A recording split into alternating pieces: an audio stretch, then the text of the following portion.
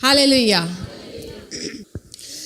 हम परमेश्वर को बहुत धन्यवाद देते हैं कि उसने अपने वचन के द्वारा आप सभी जितने भी यहाँ पर बैठे हैं, आप जितने भी लोग हैं यहाँ पर, आप परमेश्वर की बेटी हो, ठीक है। और हर एक पिता का जो रुझान होता है वो बेटों से अधिक बेटियों पर होता है। वो बेटों को तो एक बार कौन सुना कर सकता है, मगर बेटियों के कहना कभी नहीं। तो सोच लो आप भी परमेश्वर की बेटी हो, तो वो आप परमेश्वर के लिए कितने कीमती हो सकते हो। हम सब क्या हैं? प्रभु की बेटियां हैं। आपने अब तक बहुत सारे, हो सकता है वुमेन सेमिनार को लेकर, औरतों को लेकर बहुत से वचन सुने होंगे, जहाँ जिन वचनों में ये बताया जा रहा है कि आप प्रभु की राजकुमारी हो, आप रानी एस्तर हो, आप हन्ना हो, आप सारा के समान हो, बहुतों को ये अभिषेक भी मिलता है। मैं आपको ऐसा कुछ नहीं बताने वाली कि आप रानी एस्तर हो, आप हन्ना हो, आप सारा हो। इससे पहले कि आप ये सब जानो कि आप क्या हो, हर एक औरत, हर एक लड़की के लिए ये जानना बहुत ज़रूरी है कि परमेश्वर ने उसे क्यों बनाया है। वचन में जब हम जाते हैं, जब प्रभु ने सारी सृष्टि का निर्माण किया था और आदम की रचना करी थी, तब प्रभु ने आदम को बनाने के बाद में क्या बोला था? 7 दिन तक प्रभु सृष्टि का निर्माण करते रहे और सृष्टि को बनाने के बाद हर एक दिन की रचना करने के बाद प्रभु ने बोला अच्छा है। पढ़ा है बाइबल में, पहला दिन बनाया, सूरज चांद बनाए, अंधेरे को उजाले से अलग किया, हर चीज को बनाकर प्रभु ने क्या कहा? अच्छा है।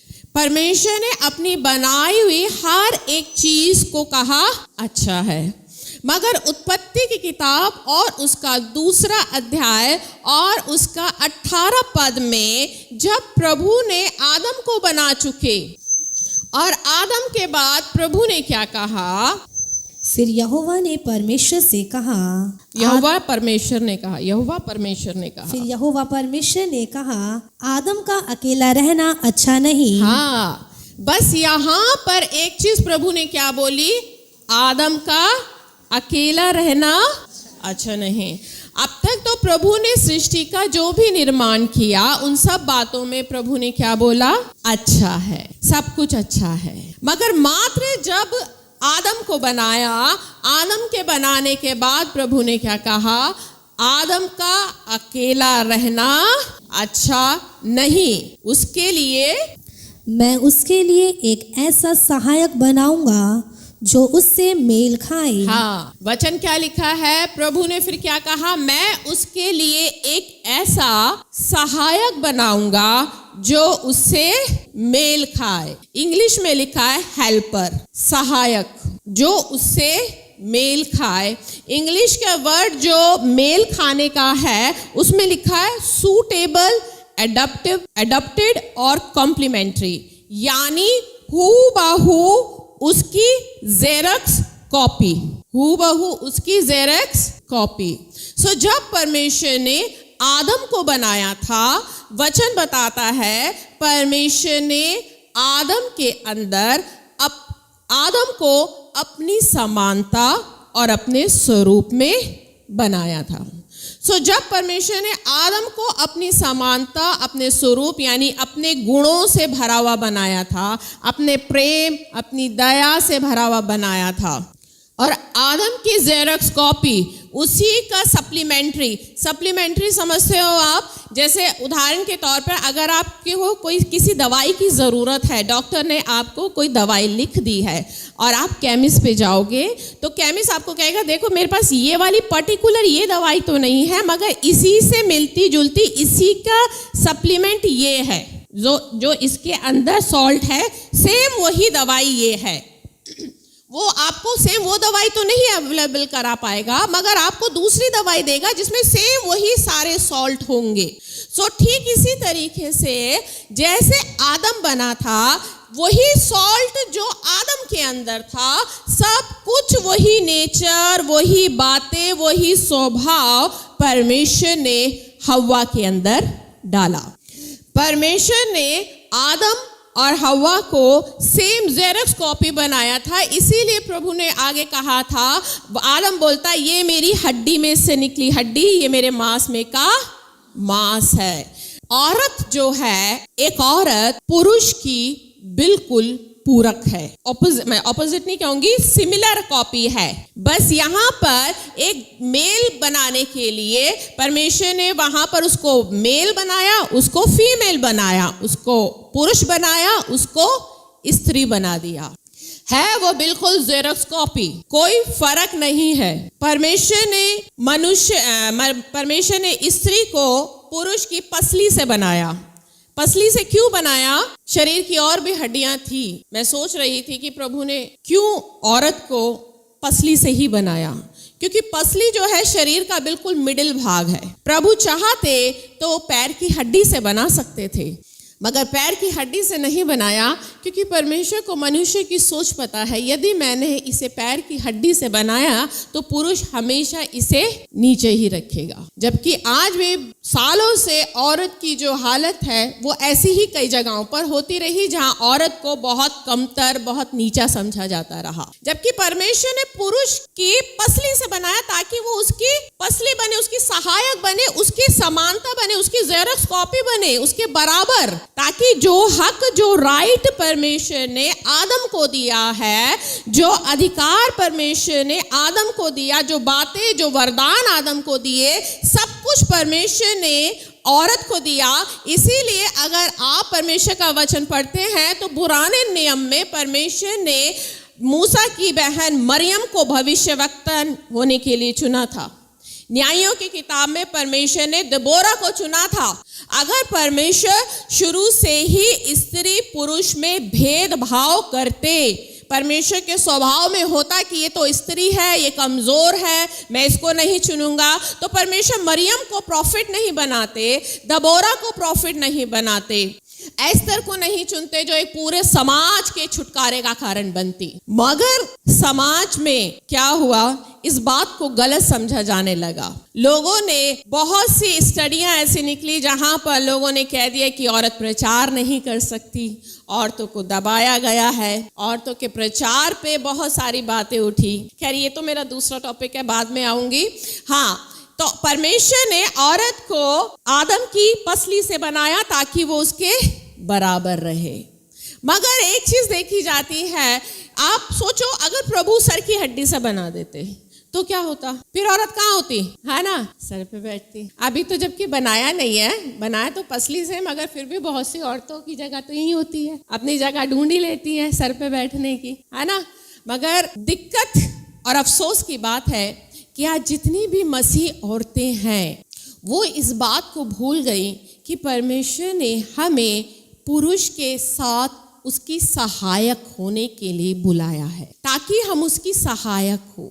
और इस बात के लिए परमेश्वर का वचन कई बार बोलता है कि औरत को किस तरह का स्वभाव रखना चाहिए। अगर आप नीति वचन की किताब उसका 31 अध्याय को निकालेंगे और उसके 10वें पद से अगर आप पूरे इसको देखें, यहाँ पर 10 पद से लेकर 31 पद तक, मतलब 21 आयतें एक परमेश्वर का भय मानने वाली औरत के विषय में उसका पूरा विवरण देती है कि एक परमेश्वर का भय मानने वाली स्त्री को कैसा होना चाहिए। आज हमारी जितनी भी मसीह बहनें हैं, आज वो अपने उस स्वभाव को कहीं ना कहीं वो भूल चुकी हैं कि मसीह में आने के बाद मेरा स्वभाव कैसा होना चाहिए, मुझे कैसे प्रभु में अपना जीवन जीना चाहिए। मुझे वचन बताता है कि औरत को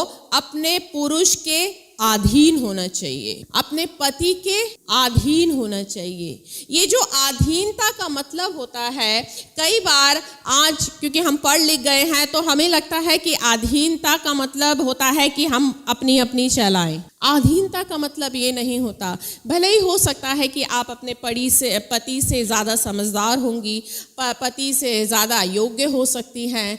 अधीनता का मतलब होता है ये भी नहीं है कि पति से दबकर रहना। अधीनता का मतलब होता है पति के अधिकार को समझना और अपने पति की रिस्पेक्ट करना। नीति वचन उसका 14 और उसका 1 बोलता है, नीति वचन 14:1-31 को निकाल कर रखना आप। नीति वचन 14:1 क्या बोलता है? हर बुद्धिमान स्त्री अपने घर को बनाती है, पर मूढ़ स्त्री उसको अपने ही हाथों से ढा देती है। हाँ, वचन क्या कह रहा है? हर एक बुद्धिमान स्त्री अपने घर को, अब आप बताओ वचन के हिसाब से बुद्धिमान स्त्री कौन है? कौन है? जो घर को बनाती है, जो परमेश्वर का भय मानती है। परमेश्वर का भय मानना बुद्धि का आरंभ है। बुद्धिमान स्त्री वो होती है जो अब परमेश्वर का भय मानती है। एक भय मानने वाली, क्योंकि वो स्त्री या वो पुरुष जिसके अंदर परमेश्वर का भय है, वास्तव में भय है, वो हर एक अधिकार के अधीन रहेगा। कोई भी अधिकार ऐसा नहीं है जो ऊपर से ना आता हो। हर एक अधिकार कहाँ से आता है? ऊपर से आता है। परमेश्वर ने स्त्री को पुरुष के साथ बनाया है और आज्ञा दी है कि स्त्री अपने पति का आदर करे, उसका भय माने और उसके अधीन रहे। यदि स्त्री अपने पति का भय नहीं मानती तो आप कैसे कह सकते हैं कि आप परमेश्वर के अधीन हैं? एक बोर्ड लगाना, एक में मैं बताती हूँ। अगर आप कुरिन्थियों की किताब भी निकालेंगे ना, तो कुरिन्थियों की किताब में जहाँ स्त्री को सर ढाकने के लिए बोला गया है, 14 में, कुरिन्थियों की किताब उसका 14 अध्याय अगर आप निकालो, मैं आपको समझाती हूँ। इस पहला कुरिन्थियों और उसका 11 अध्याय, स्त्रियों को पुरुष के अधीन रहने की आज्ञा दी है। अगर आप वचन में पढ़े तो यहाँ पर जैसे आप हैं, ये आप हो, आपका जो सर है ये आपका पति है, ये आपका पति है, आपका सर, ठीक है, ये पति का है और ये पति का सर है। पति का सर है यीशु और यीशु के ऊपर है गॉड, परमेश्वर, ठीक है। अगर आप इसके अंडर नहीं आओगे तो आप इसके अंडर कैसे आओगे? ये एक छतरी है, समझो, है ना। अगर आपको इसकी छत्र छाया के अंदर आना है तो आपको किसकी छत्र छाया के अंदर आना पड़ेगा? किसकी? पति की। मैं बड़ी गलत शिक्षा दे रही हूँ आज वैसे, है ना है ना। ये आपको किसकी छत्र छाया में आना पड़ेगा? पति की। क्यों? वचन क्या कहता है? स्त्री का सर क्या है? पुरुष। पुरुष का सर कौन है? मसीह। और मसीह का कौन है? परमेश्वर है। अब आप बताओ, हम सब जितनी भी मसीह बहनें हैं, जितनी भी यहाँ बैठी हैं, अब आप कितने लोग हैं? हम सब इसका दावा करते हैं ना कि हम इसकी छत्र छाया के अंदर हैं, है या नहीं है? है। तो अब आप ये बताओ कितने इसके अंदर है? निकल गई सबकी हवा। हाँ जी। अब देखिए, परमेश्वर ने स्त्री को पुरुष की सहायक बनाया, सहायता के लिए बनाया, और कहा सहायक के लिए बनाया कि वो अपने पति के अंडर रहे। अंडर का मतलब ये नहीं है कि पति कहे उठ जा तो उठ गई, बैठ जा तो बैठ गई। पति ने कहा कल से चर्च नहीं जाना, अच्छा जी, दीदी ने तो प्रचार किया था कि पति के अधीन रहना है, अब भैया चर्च भी जाना छोड़ दिया। पति ने कहा प्रभु को भी छोड़ दे, भैया दीदी ने प्रचार किया था। कई बार ऐसे भी कलाकार हो जाते हैं आप में से, हैं? इस तरीके के प्रचार को मत समझना। मेरा कहने का मतलब ये बिल्कुल भी नहीं है कि अगर आप इतने अधीन हो जाओ कि पति ने कहा चर्च जाना छोड़ दो तो चर्च जाना ही छोड़ दो, क्योंकि अधीनता में आना है। अधीनता ये नहीं है। अधीनता का मतलब होता है आदर, रिस्पेक्ट। एक जगह पौलुस ने एक चीज बोली है, 5:22, हे पत्नियों, अपने अपने पति के ऐसे अधीन रहो जैसे प्रभु के, क्योंकि पति पत्नी का सिर है, जैसे कि मसीह कलीसिया का सिर है और स्वयं ही देह का उद्धार करता है। पर अभी एक मिनट, अभी क्या लिखा है? हे पत्नियों, अपने अपने पति के अधीन रहो। अब हो सकता है आप में से बहुत से लोग ये सोचे कि अधीन रहने का मतलब होता है कि भैया पति जो बोले वही करना, है ना। मैं आपको अधीन रहने का मतलब बता दूं। पहला तीमुथियुस और उसका पहला तीमुथियुस, क्योंकि अक्सर लोग इस आयत को ना बहुत गलत प्रचार कर रहे हैं। पहला तीमुथियुस और उसका 2 अध्याय और उसका 11 पद। स्त्री को चुपचाप पूरी अधीनता से सीखना चाहिए। मैं कहता हूँ कि स्त्री ना उपदेश करे और ना पुरुष पर आज्ञा चलाए, परंतु चुपचाप रहे। हाँ, 1 मिनट। यहाँ पर ये जो वचन बोला है पौलुस ने कि स्त्री चुपचाप रहे, है ना पुरुष पर आज्ञा चलाए। अक्सर मैंने देखा है बहुत ही प्रचारक लोग इस बात को यहाँ पर ये कहकर प्रचार करते हैं कि औरत को प्रचार नहीं करना चाहिए। यहाँ तक कि मेरे YouTube चैनल पे भी मेरे पास में इतने कमेंट्स आते हैं, वो पूरी की पूरी आयत ही मुझ पर चेप देते हैं कि औरत को प्रचार नहीं करना चाहिए। मगर अगर आप यहाँ पर इस बात को ध्यान से देखेंगे ना, तो यहाँ पर लिखा है कि औरत एक स्त्री को पूरी चुपचाप पूरी अधीनता से सीखना चाहिए। मैं कहता हूँ स्त्री उपदेश ना करे, ना पुरुष पर आज्ञा चलाए, पर चुपचाप रहे। इंग्लिश की एक ट्रांसलेशन है, उसमें लिखा है कि स्त्री को कि डिक्टेट नहीं करना चाहिए पुरुष को, क्योंकि बहुत सी मसीह औरतें मसीह में तो आ जाती हैं, वो पुरुष को क्या करती हैं? डिक्टेट का मतलब होता है सिखाना, ऑर्डर देना। आज कितने ही परिवारों में ये समस्या होती है कि औरत अपने पति को डिक्टेट करती है, ऑर्डर देती है। अधीनता का मतलब ये नहीं है, बिल्कुल भी नहीं है कि आपके पति ने आपको जो बोला उठ जा उठ गई, बैठ जा बैठ गई, सो जा, यहाँ नहीं जाना, ये बिल्कुल नहीं है। परमेश्वर ने स्त्री को पुरुष की सहयोगी बनाया, मगर पौलुस का जो वर्ड है ना, यहाँ पर डिक्टेट है इंग्लिश की ट्रांसलेशन में, और ज्यादातर लोग इस आयत को इस तरह से प्रचार करते हैं कि औरत को उपदेश नहीं देना चाहिए। उपदेश का मतलब ये है कि अपने पति पर ऑर्डर नहीं चलाना चाहिए। उन लोगों ने आज इस वचन को इस बात पे लेकर प्रचार करना शुरू कर दिया कि औरत को तो जी प्रचार ही नहीं करना चाहिए। आज हमारे परिवारों में आप खुद सोचे, वचन बताता है कि परमेश्वर ने स्त्री को पुरुष की पसली से बनाया था, उसकी सहयोगी बनाया है, उसके गुण उसके अंदर भरे हैं। आप अपने पति की पूरक हो, मैं अपने पति की पूरक हूं।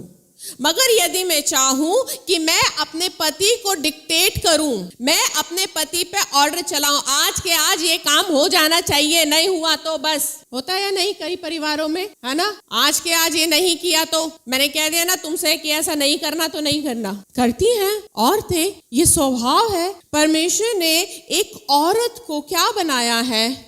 आप अपने पति से जिद कर सकते हैं, रिक्वेस्ट कर सकते हैं। यदि वो किसी बात को ना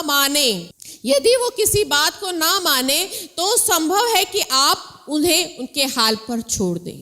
बहुत बार मैं आपको प्रचार कर रही हूँ, इसका मतलब मैं आपको बोलूं कि मैं भी इन बातों से निकलती हूँ, मैं भी इन बातों को फेस करती हूँ, मगर मैंने इस वचन को अपने जीवन में लेकर आई।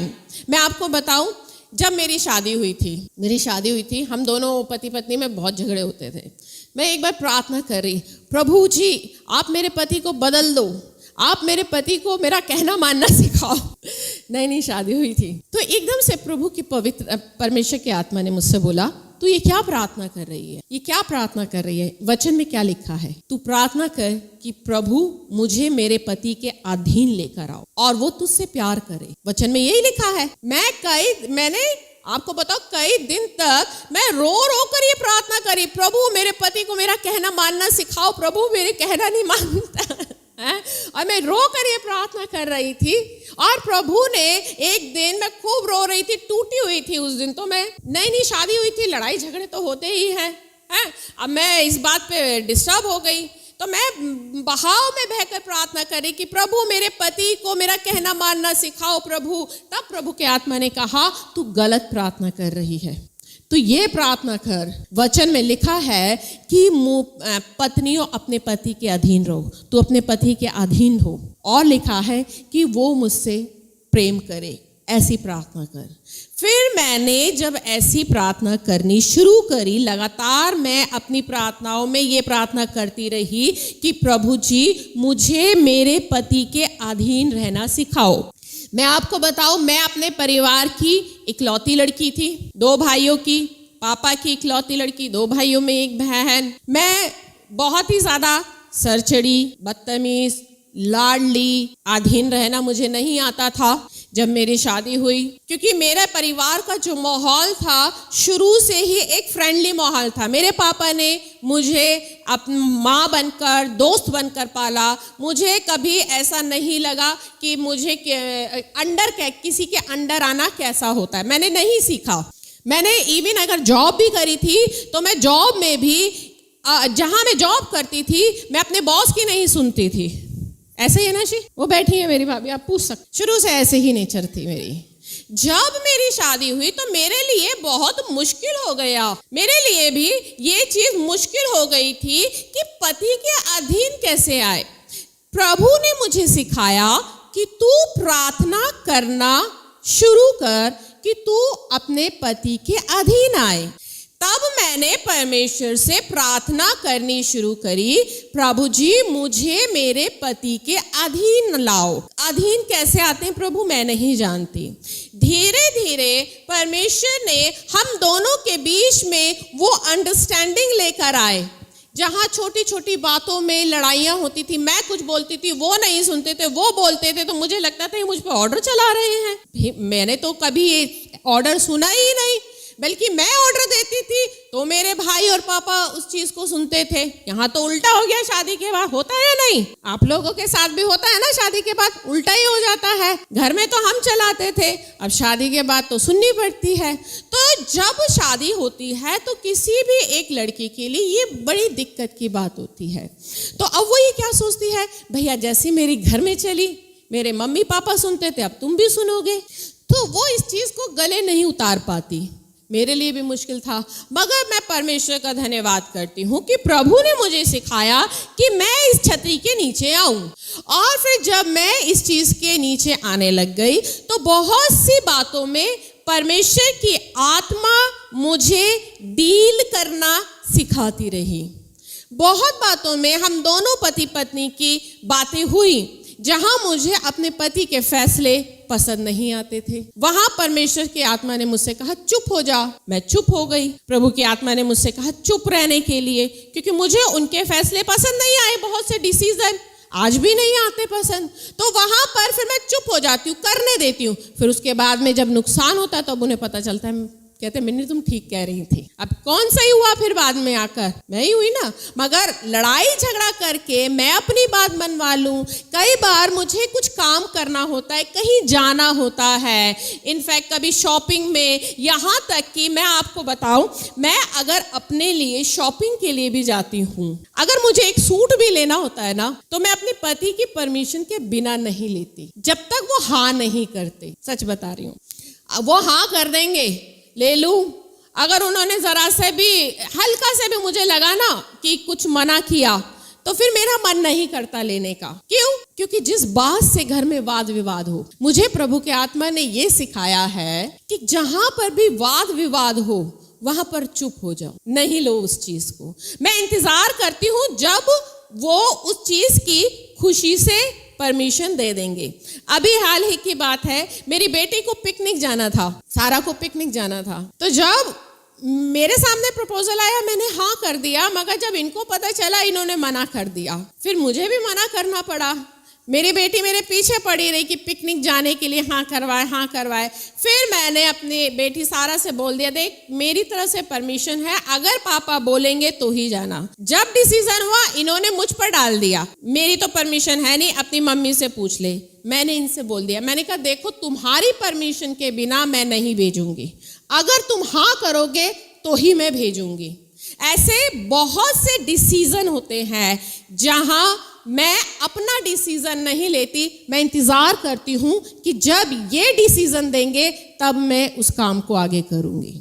कई जगहों पर, क्योंकि हम औरतें बहुत बुद्धिमान है ना, और है भी, क्योंकि घर तो हम चलाती हैं, हमें पता है किस चीज को कैसे चलाना है, पति को नहीं पता होता। मगर फिर भी प्रभु के आत्मा ने जैसा मुझे सिखाया कि अपने पति के अधीन आना, मैं इंतजार करती रहती हूँ इनकी हाँ का कि जब तुम हाँ बोलोगे तब ये काम होगा, और खुशी से बोलोगे। अगर कुड़कुड़ से बोलोगे तो मेरे ऐसे कितने ही डिसीजन होते, कितने ही फैसले होते, दिन में ऐसे 10 ऐसी बातें होती हैं मेरे साथ में जहां पर मुझे इनके डिसीजन के लिए, इनकी हाँ के लिए मैं इंतजार करती हूँ। जब ये हाँ कर देंगे तब मैं कर दूंगी ये काम, और वो करते हैं, थोड़ा लेट कर देते हैं। कई बातों में मुझे लंबा इंतजार भी करना पड़ता है और कई बातों में मना भी कर देते हैं। अधीनता। अब ये बताओ, ऐसा नहीं है कि मेरे पति ने कहा कि सो जा तो मैं सो गई। मैं अपनी मर्जी से सोना उठना बैठना करती हूँ, अपनी मर्जी से मैं लोगों से बातचीत करती हूँ,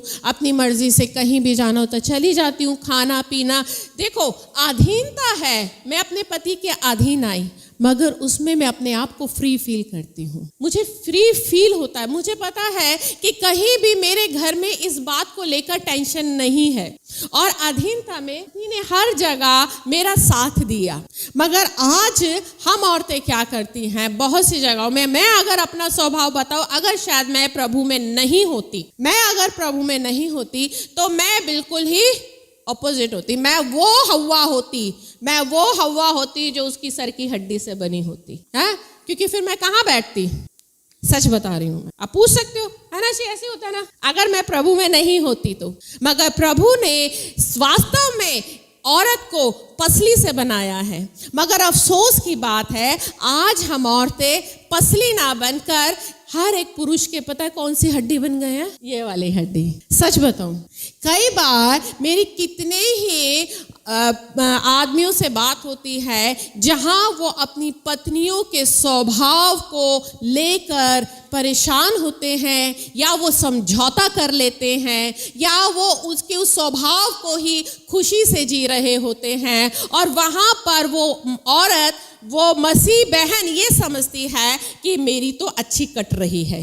भाई साहब, आपकी अच्छी नहीं कट रही है। आप वो सोचो, परमेश्वर वचन क्या कहता है कि आप स्त्री को पुरुष के लिए बनाया है, पुरुष में से निकली है, स्त्री पुरुष की सहभागी है। मगर आज हम अपने आप को रानी समझकर पूरे घर को चला रहे होते हैं, और हम समझते हैं हम पति के अधीन है। एक गलत मानसिकता आज औरतों के अंदर बनी हुई है, जहां वो अपने आप को बदलना नहीं चाहती हैं। वो सोचती हैं कि हम अपने पति को ऑर्डर देकर आ गए हैं, ये काम कर लेना, ये काम हो जाना चाहिए, ये काम कल तक नहीं हुआ तो देख लो ऐसी, बस फिर तो बस, है ना। कई बार तो पति भी अपने गिन रहे होते हैं कि प्रभु ऐसा ना हो, आफत टल जाए।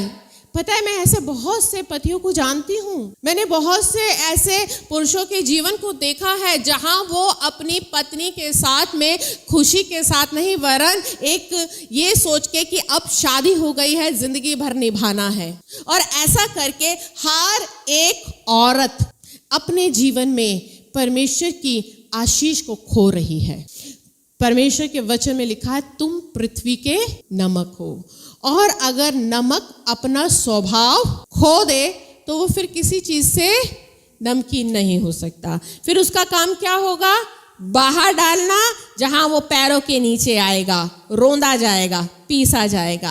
आज एक औरत के लिए वचन में लिखा है, परमेश्वर का भय मानने वाली स्त्री को गंभीर होना चाहिए, पवित्र होना चाहिए, संयमी होना चाहिए, और अपने आप को सुहावने वस्त्रों से सजाना चाहिए। और नीति वचन उसका 31 अध्याय क्या कहता है कि धर्मी स्त्री क्या करती है? नीति वचन 31 अध्याय में आप उसका पढ़ो, 12 पद से क्या लिखा है? 12 पद को, वह अपने जीवन के सारे दिनों में उससे बुरा नहीं वरन भला ही व्यवहार करती है। हाँ, स्त्री क्या करती है? अपने पति के साथ भला व्यवहार करती है। भला व्यवहार मतलब हर परिस्थिति में उसकी आज्ञा उसके साथ मानना, उसके साथ। आप सोच रहे होंगे ये आज क्या प्रचार हो रहा है, हम तो सोच रहे थे अभिषेक की प्रार्थना होगी। ये पता है ये प्रचार बहुत जरूरी है। मैंने इन दिनों परमेश्वर से कई बार प्रार्थना में ये पूछा कि प्रभु आप मुझे ये क्या सिखा रहे हो।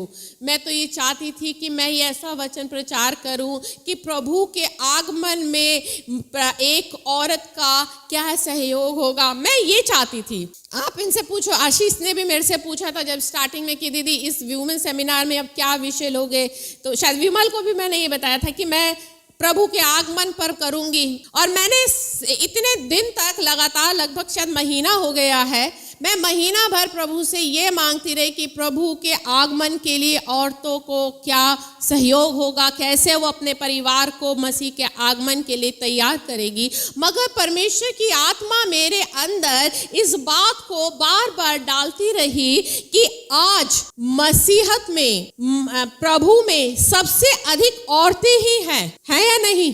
किसी भी कलीसिया में देख लो, कहीं भी देख लो, औरतें ही सबसे ज्यादा है। उत्पत्ति में हव्वा को शैतान ने फल खिलाया था और बाद में वो फल उसने जाकर अपने प्रभु ने कहा, लोग सोचते हैं कि हव्वा ने सिर्फ उस समय फल खाया था। आज भी बहुत सी औरतों को वो दुष्ट फल खिलाता है, बहकाई जा रही है, आज भी बहकाई जा रही हैं। और आज वो खुद तो बहकती हैं, अपने पति को भी बहकाती हैं। आज भी वो भ्रष्ट हो रही हैं, क्योंकि आज जो स्त्रियां प्रभु को भाती हैं, जो चाल चलन स्त्रियों का प्रभु को भाता है, वैसी स्त्री, वैसी औरत परमेश्वर को नहीं मिल रही है। परमेश्वर को कौन सी औरत, कौन सी प्रभु का भय प्रभु को कैसी स्त्री चाहिए जो उसका भय माने, और भय जो मानेगी वो परमेश्वर की आज्ञाओं को मानेगी। वचन में क्या लिखा है? वो अपने पति से क्या लिखा है? अपने पति से सब दिनों में बुरा नहीं वरन भला व्यवहार करती है। हर परिस्थिति में, हर बात में वो अपने पति के अधीन रहती है, उसकी आज्ञाओं को, उसकी बातों को वो अपने जीवन में लेकर आती है, वो अपने पति को छोड़ती नहीं है। बहुत सी ऐसी पत्नियां, अगर आप न्यूज़ देखते हो तो आप न्यूज़ में भी देखते होगे कि बहुत सी ऐसी पत्नियां भी देखी हैं जिन्होंने शादी के बाद किसी और के साथ में अफेयर किया और बाद में उससे मिलकर अपने पति को मरवा दिया, है ना? आजकल बहुत न्यूज़ आती हैं। कहीं ना कहीं वो किसी लालच में, किसी प्रलोभन में फंस जाती हैं और वो अपने पति को ऐसे खत्म करवा देती हैं। वचन क्या कह रहा है कि वो अपने पति के साथ सब दिन भला ही व्यवहार करती है। उसका स्वभाव क्या है? 13 पद, वह ऊन और सन ढूंढ ढूंढ कर अपने हाथों से प्रसन्नता के साथ काम करती है। हाँ, वो ऊन और सन ढूंढ ढूंढ कर अपने हाथों के साथ, प्रसन्नता के साथ, सबसे पहली बात उसके अंदर मेहनत होती है। वो क्या करती है? ढूंढती है। क्या करती है? ढूंढने में क्या लगती है? एनर्जी लगती है ना? प्रयास होता है, कोशिश होता है। उसको ये नहीं है कि घर बैठे सब कुछ मिल जाता है। आज बहुत सी बहनें घर बैठे ही सब कुछ पा लेती हैं, मगर यहाँ पर वचन क्या कह रहा है? वो ढूंढती है, प्रयास करती है, ऊन और सन ढूंढ ढूंढ कर अपने हाथों से प्रसन्नता के साथ काम करती है। वो अपने परिवार के लिए जो कुछ भी करती है प्रसन्नता के साथ करती है, खुशी के साथ करती है। आज कितनी बहनें ऐसी हैं जो घर के काम करती है, बच्चों के काम, पति के काम जब करती है तो उसके अंदर कुड़न होती है, कुड़ती है। बहुत सी बहनें कुड़ती हैं। कुड़ती हो या नहीं कुड़ते? आप बता दो। कितनी औरतें हैं जो घर का काम, सारे काम, घर की जिम्मेदारियां जब पड़ती हैं तो प्रसन्नता के साथ निभाती हैं उसको? हाँ, कोई नहीं करता है। लगता है मैं ही गलत प्रचार कर रही हूँ। हाँ, वचन क्या कह रहा है? सब औरतें क्या करती हैं? वो औरत क्या करती है प्रभु का भय मानने वाली? प्रसन्नता के साथ। आज बहुत सी औरतों के अंदर अपने घर में ही काम करते रहने के कारण उनके अंदर पता क्या आ जाता है? डिप्रेशन आ जाता है, निराशा आ जाती है, अकेलापन आ जाता है। और फिर वो ढूंढती है डॉक्टर के पास, मुझे आज अकेलापन बहुत लग रहा है। फिर जाती हैं डिप्रेशन की दवाइयाँ खाती हैं। प्रभु का भय मानने वाली औरत क्या करती है? अपने सारे काम प्रसन्नता के साथ करती है। किसके लिए कर रही है? परिवार के लिए कर रही है, उसके अंदर अकेलापन नहीं आता, वो आनंदित होती है सब काम करने में।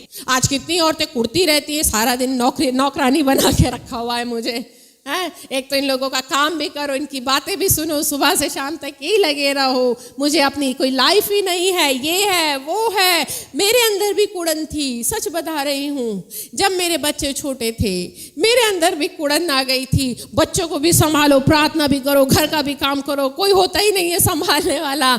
एक बार परमेश्वर के आत्मा ने मुझे टोका। मैं सच बता रही हूँ, प्रभु के आत्मा ने मुझे बहुत करेक्ट किया है, बहुत जगहों पर। मैं एक बार कुड़ रही थी बहुत, मेरे अंदर कई दिन तक कुड़न थी, क्योंकि कई दिन तक प्रार्थना नहीं थी, बच्चे छोटे छोटे थे, घर का भी काम करना, फिर प्रचार पे भी जाना। अब मैं कुड़ती कि कोई नहीं है मेरी मदद के लिए, कोई अपने पति के लिए भी शिकायत आना, और अपने क्षेत्र की लड़कियों के लिए भी कुड़न आना कोई मेरी मदद के लिए नहीं आता।